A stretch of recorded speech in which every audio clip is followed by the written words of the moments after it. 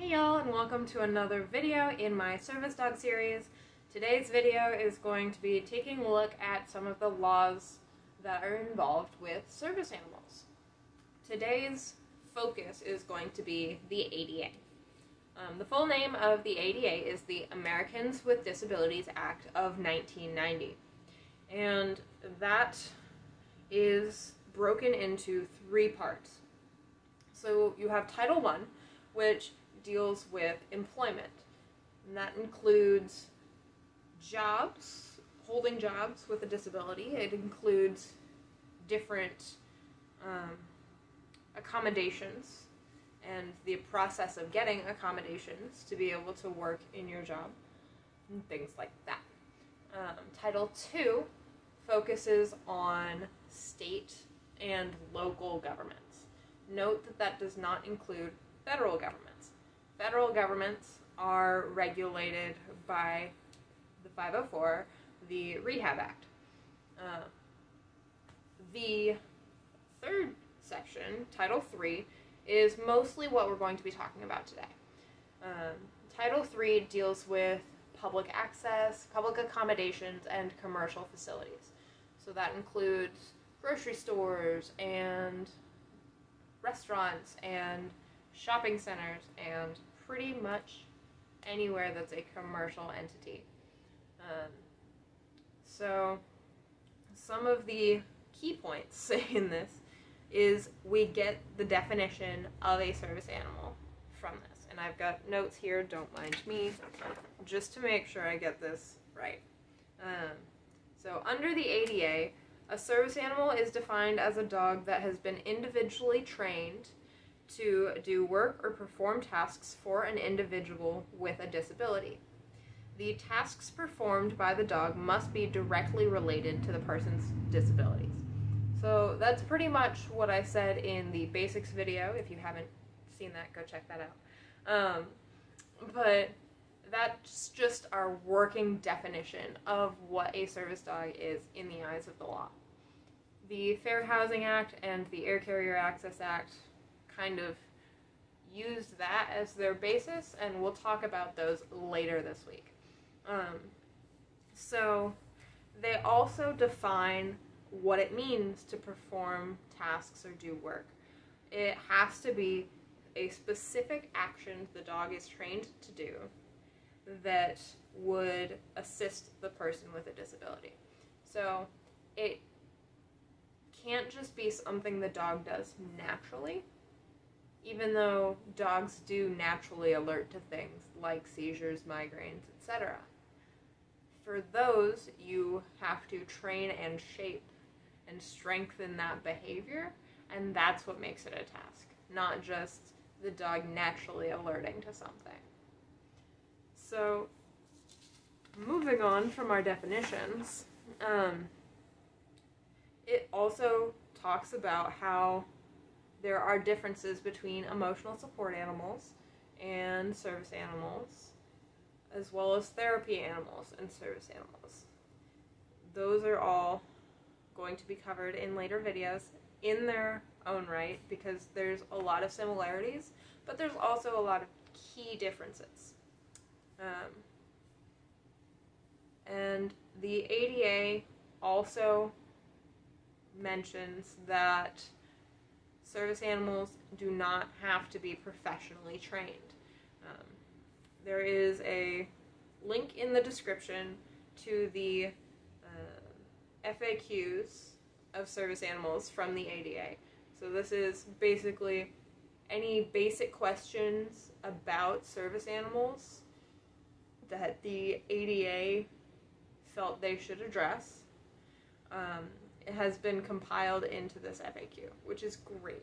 It's a super awesome resource. So question 5 is the one that asks if service animals have to be professionally trained. And no, in the US, service animals do not have to be professionally trained. I've trained my own service animal. I intend to help others train their own service animals. There are programs that will definitely professionally train your animal if you want to. But that's what your options are. You have that option to train your own service animal should you need one. And the other biggest thing in here is question 7. What questions can an establishment ask to determine if the dog is a service animal and should be able to be in that public space? Businesses are allowed to ask 2 questions per the ADA. 1, is the animal a service animal required for a disability?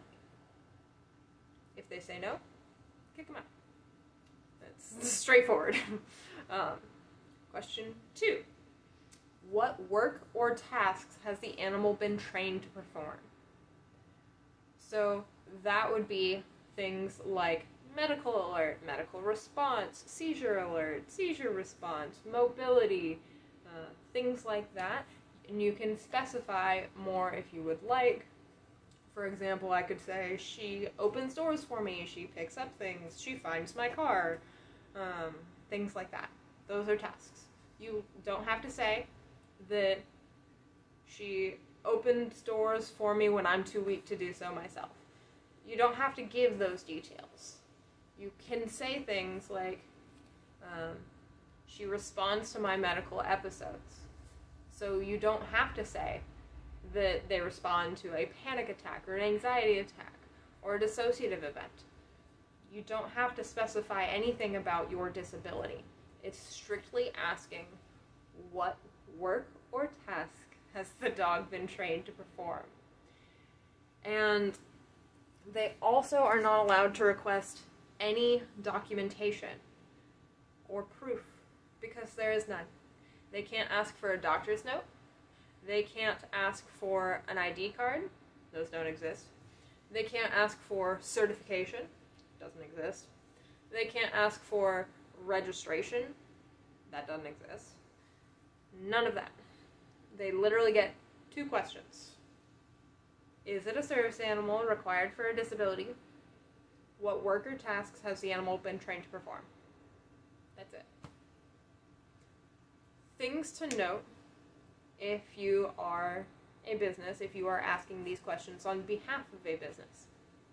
If they say no to the first one, that's your sign. You can end your conversation right there. They are not a service animal. And they have said they are not a service animal. Question 2, if they say things like comfort, protection, therapy, emotional support, things like that, are not tasks. Those would likely be emotional support animals and would not be required to gain access to the building because they don't have public access rights under the ADA.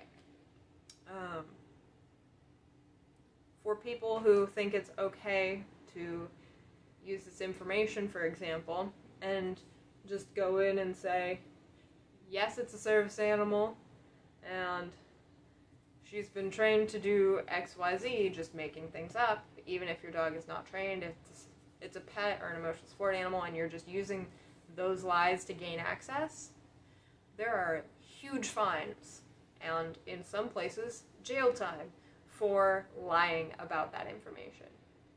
Do not do it. If lies don't bother you, if fines don't bother you, if the potential for jail time doesn't bother you, the ethical implications and the moral implications of doing that should.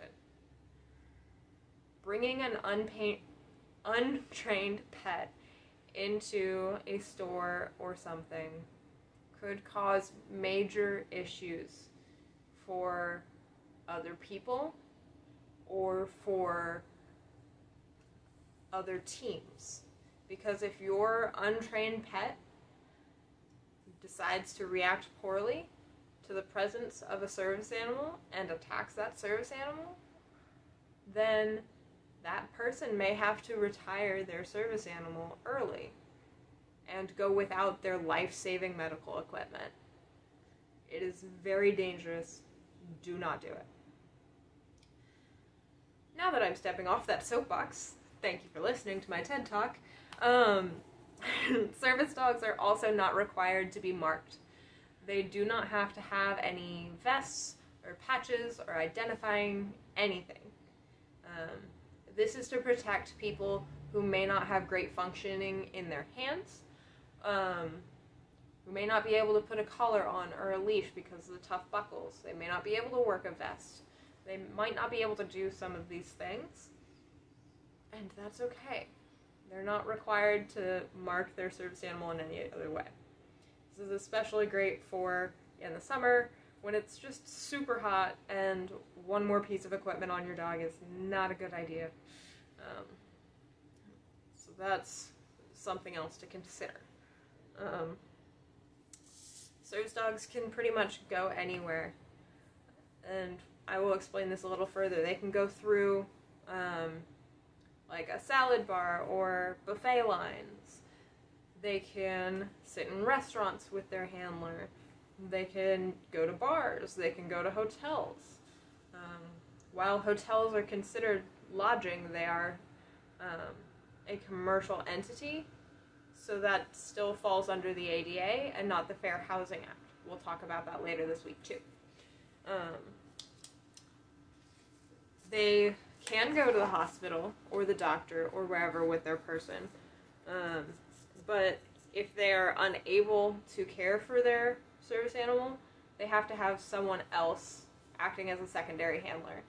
For example, if you're in the hospital and you can't go out to take your dog out to go to the bathroom, you have to have someone else come in and do that. Makes sense.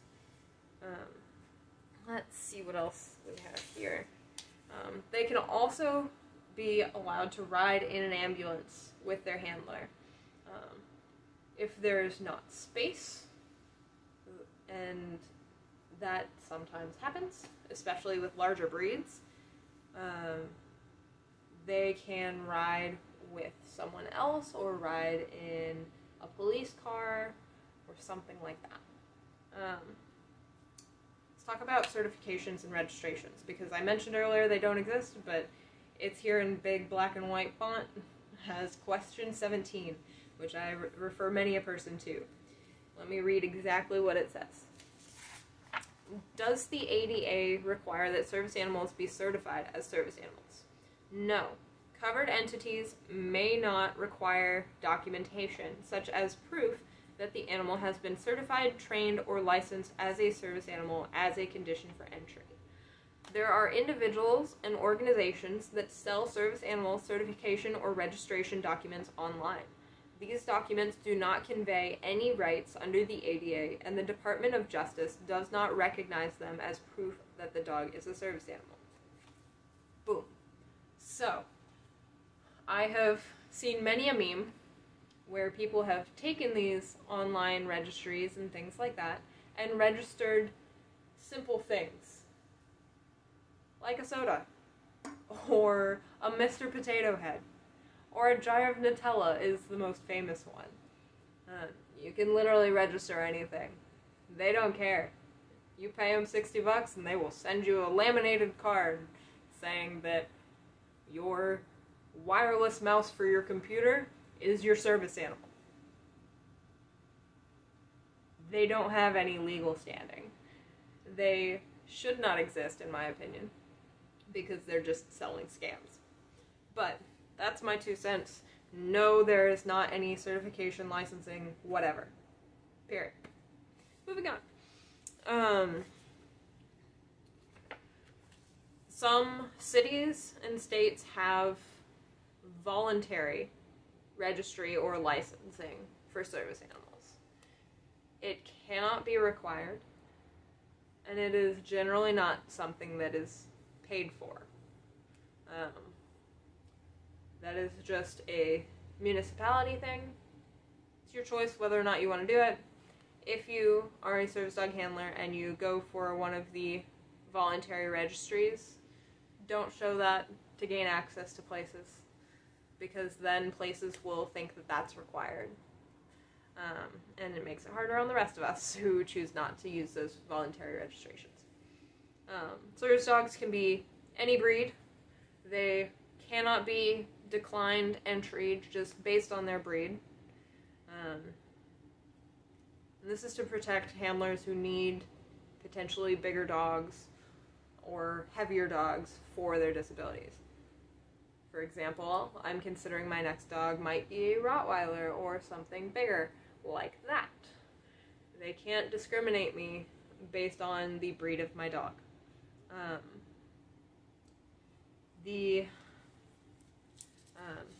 The few times that service animals can be excluded, the wording is if their presence would fundamentally alter the nature of the goods, services, programs, or activities provided.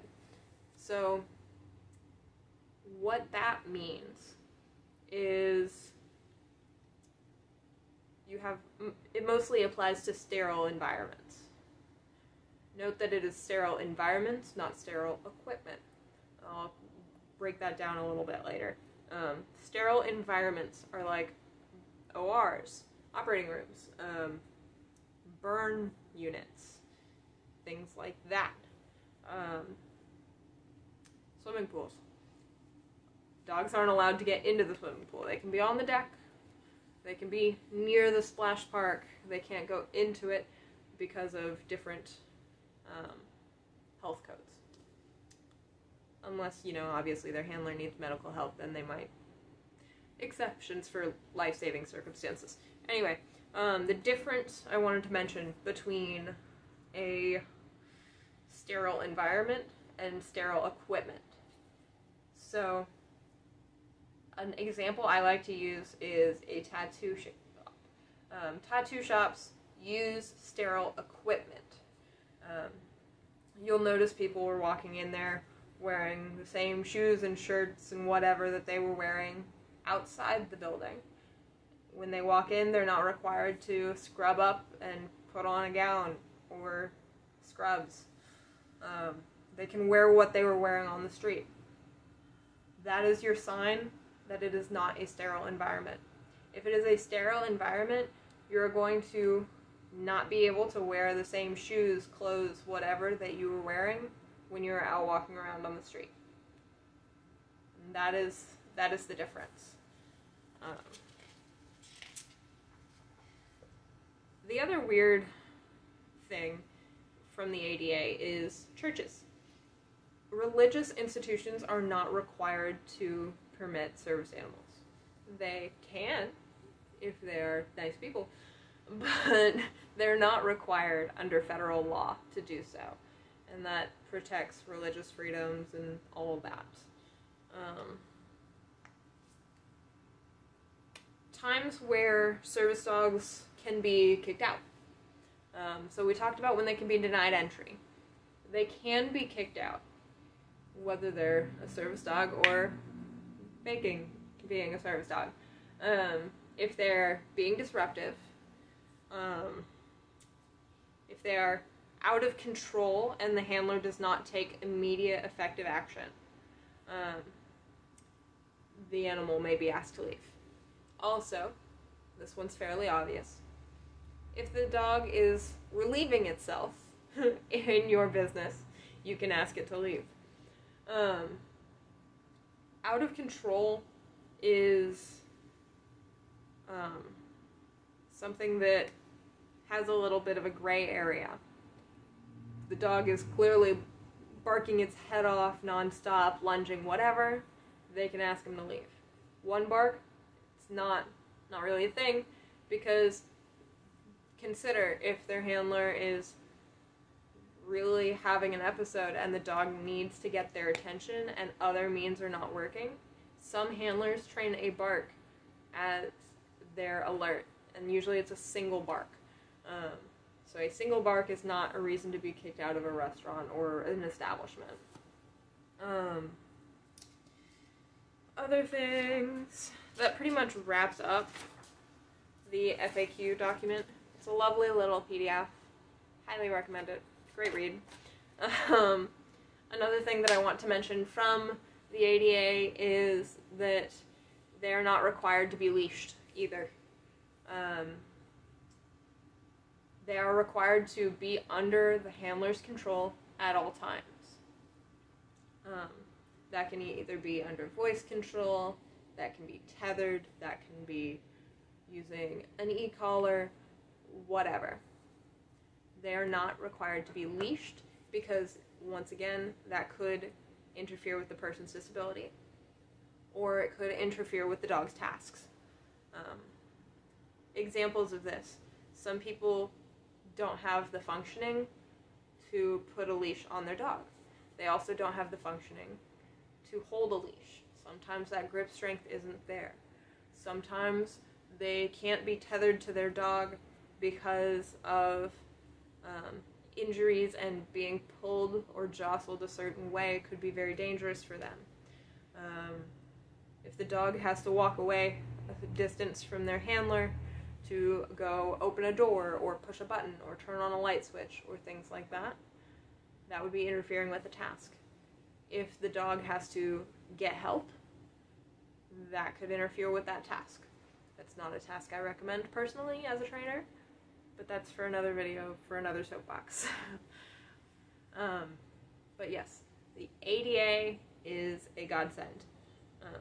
The ADA also talks about making buildings accessible, and that is why there are ramps to get into places. That is why there are rules about how heavy doors can be. If you can't open it with 2 fingers, it's probably too heavy. That's why there are requirements on certain types of doorknobs, because if you've got a round doorknob, service dogs can't open those, at least not well, or not easily. That's why you'll see a lot of lever doorknobs, because those are a lot easier to open, both for service dogs and for people who have fine motor skill issues or joint pain or arthritis or things like that. There's a lot of things to thank the ADA for beyond what applies to service dogs. If you have time, please go read more into it. And, July was Disability Pride Month. So any way that you can support your fellow Spoonies would be awesome. Thank you for watching. I hope you learned a little something. If you have any questions whatsoever, drop them in the comments below and I will get to you as soon as I can. Stay tuned for the rest of the videos in our service dog series. Have a good one.